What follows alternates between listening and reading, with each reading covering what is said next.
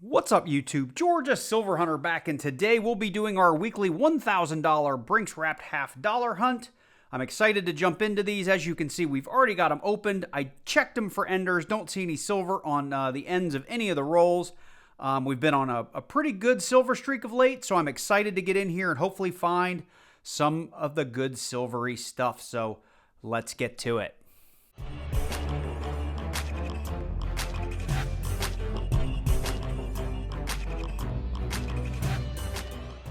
All right, as usual, I want to bring you guys in for our first 10 rolls, just in case there is silver front-loaded in this box. I want to open that live for you here on camera. If you are new to coin roll hunting, we are hunting through $half that we've acquired at a local bank. They had to order them. I get that question a lot. Do I just walk in and find boxes of these things? No, I do not. I have a good enough relationship with a couple of different banks that are ordering me $half on a regular basis. So we have got these home, and we are going through them for silver, which would be 90% silver is 1964 and earlier. Your 40% silver is going to be 1965 to 1970.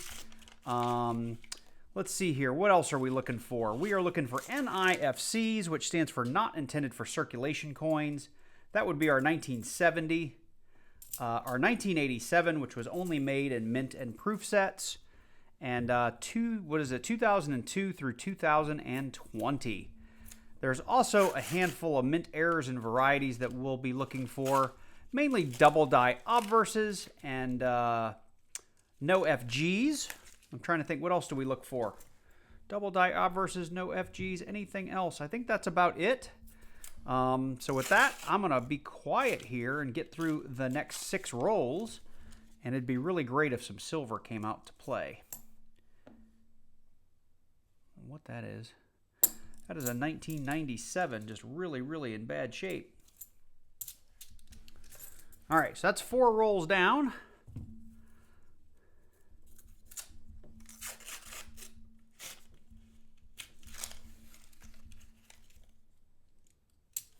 Bicentennial.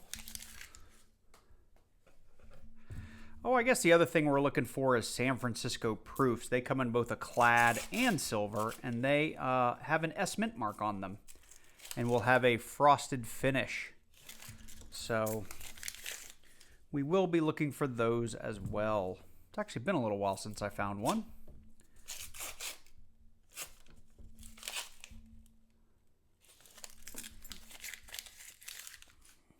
Okay, 3 rolls left, and then I'm going to go off camera and hunt these, and I will bring you in as we find things.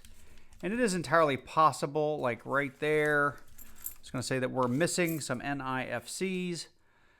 2008, remember I said 2002 to 2020, there is a 2008 Denver.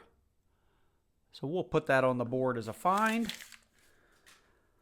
Now, I did get a question in the comments like today or yesterday, asking how come, this was somebody from the UK who basically coin roll hunts there. Of course, they're looking for different stuff. But he said NIFC in the UK really does mean something. It's very hard to come by those coins. And in the US, we seem to find them all the time.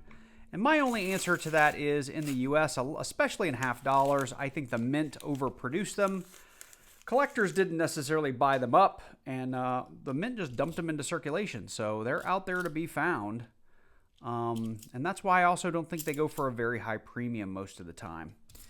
Okay, well with that, we've 10 rolls in, no silver. I'm going to go back through them looking for those mint errors and varieties. I'll bring you in as we find things, and hopefully I'll bring you in early and often. So let's get to it.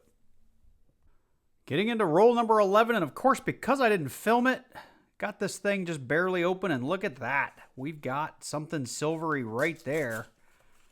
Let's take a look. We've got a 1969 Denver 40% silver. So the silver streak continues in our boxes. We got a long way to go, and this is early in the hunt. So let's hope we find some more. So we've been getting through rolls 11 through 25 just so I could get them all out and see if we had any silver or any big enders. So, or not enders, but really nice edges. And so far, haven't found anything, but I just pulled back the paper on roll number 23, I think that is. And I think we're going to have another 40% silver right there about 4 or 5 from the edge. Could be a faker, though. We've seen 73s, 74s that look this way, but this one just looked really nice. And it was a faker. We've got ourselves a 1972 Denver that's just a little corroded. Now that I have it out of the wrapper, it definitely has a copper-clad edge. Oh well, got excited for nothing. So we've made it through the first half of the box, and not a whole lot to speak of that's really interesting except our 1969 40% half dollar, which I'm really happy to have. Now, along the way, we did find a couple of NIFCs hiding. I think one of them I did show you because it came out in the first 10 rolls. We got that 2005. We came across a 2008, a 2010 Denver, and a 2012 Denver. And I did come across one really, really nice looking 1992 Denver that I'm just going to check my half dollar books to see if that's an upgrade. But other than that, it's been really, really slow. So here's to hoping we got a little bit of silver left in the bottom half of this box. Well, that wraps it up for box number 1. We didn't find a whole lot in that second half of the box. We did get a 2003 Philly, a pretty beat up 2011 Philly, and a 2015 Denver. And I did come across a couple of these. I just held one back to show you guys. It's the necklace half dollar. Now, whoever did this didn't do a very good job because typically you find it at the top of top of John F. Kennedy's head or above the eagle, so it looks like a nice pendant. But I found a couple, 2 or 3 of these along the way as well, and these are pretty common to find in box hunts. I still have that 1992, the 4 NIFCs we talked about at the beginning of the hunt, and of course, any hunt is a win once you find a little bit of silver, because that's why we do it. So we're going to set this aside and go ahead and get into box number 2. All right, well, let's do 5 of these on camera like we do in the first box, just in case it ends up being kind of a banger, right? Or we get some crazy big silver score. We want to make sure we capture that for you guys at home, because that's part of the excitement of this, is getting into those first couple of rolls to see what this box looks like. So far, just a lot of clad. Here's roll number 3.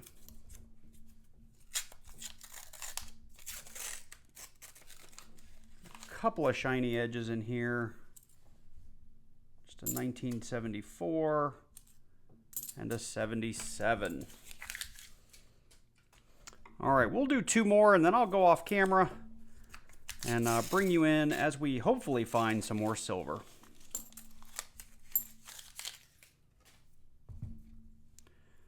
All right, let's see. No, I think we're going to be nothing there unless that's an NIFC. It is a 2021 Denver, and I did have quite a number of 2021s in box number 1. I did have one 2022 and one lonely 2023 Denver. I'm not pulling any of those because I don't think they're going to end up being classified long-term as NIFCs because the Fed just dumped so many of those into the banking system. So anyway, I'll bring you in as soon as we find something. Well, we are well into box number 2. We're up here on roll number 35, actually. Along the way, we have found a handful of NIFCs that I haven't brought you in for, but 2006, a 2012, 2015, 2017, and a 2020 Philadelphia. I'm bringing you in on roll 35 because I think we might have a proof in here. I just got the paper pulled back, and you can see we have one super thick, super shiny edge here. That's usually indicative of a proof coin, and when it's not, it's often like a coin that's been popped out of a mint set. So let's check it out here together. And it is definitely a proof. You can tell by that mirror finish and those frosted details. We've got a 1983 San Francisco clad proof. We know it's clad from the edge. It's got copper and clad there, or copper and sort of that gray material. It's nickel. If it were a silver proof, you would see nothing but a gray silvery edge. Pretty cool though, not a bad looking proof for circulation, and I do hang on to every one I find. Alright gang, well we've reached the end of box number 2. It wasn't terribly exciting. We did have those handful of NIFCs that I showed you. I think we came across one more 2020 along the way. And of course the star of the second box was the 1983 San Francisco proof. Again, in pretty nice shape. So this is definitely one I'll be hanging on to. Not a lot of value in it because it is circulated, and you can see the mirror finish is pretty damaged, so not anything too special. The hunt was not a complete loss, though, because we did end up with a 1969 Denver 40% half dollar, which today I haven't looked since silver's down. Maybe it's worth $3, maybe $3.15, $3.20, something like that. But I will take silver at face value all day long.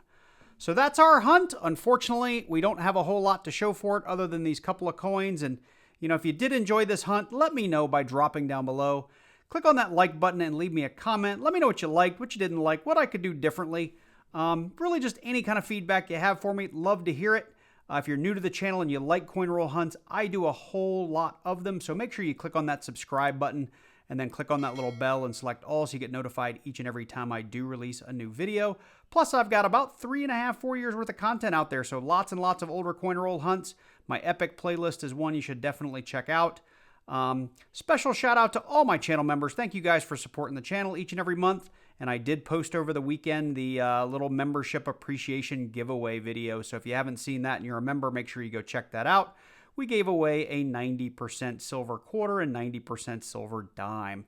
So that was a lot of fun. And if you're interested in what the memberships are, check below this video. There is a link to more details about all my memberships. So with that said, I hope you guys are doing well. Take care, and I look forward to seeing you in the next one.